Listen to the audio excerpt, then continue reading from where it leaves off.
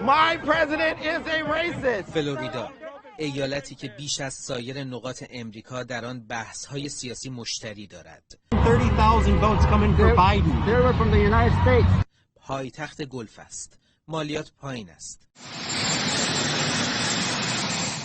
حالا نزدیکان ترامپ میگویند او در مراسم تحلیف رئیس جمهور بعدی شرکت نخواهد کرد و برای آخرین بار آن زمان با هواپیمای مخصوص رئیس جمهور میرود به فلوریدا. موازی با مراسم جشن ریاست جمهوری بایدن شاید آنجا اعلام نامزدی دور بعد کند و همانجا هم بماند.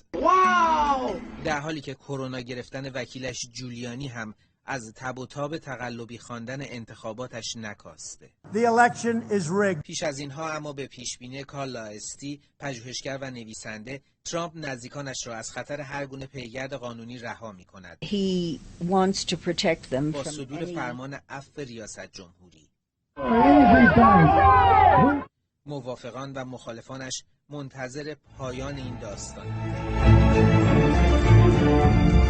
منتقدانش مدام دیالوگ‌های سریال خانه پوشالی را به یاد می‌آورند.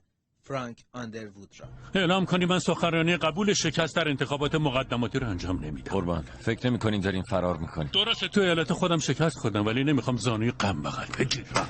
این اما آخرین فصل سریال ترامپ نیست. او تا مدت‌ها در عرصه سیاسی و رسانه‌ای امریکا نقش بازی خواهد کرد. کامران نجف‌زاده، خبرگزاری صدا و سیما، نیویورک.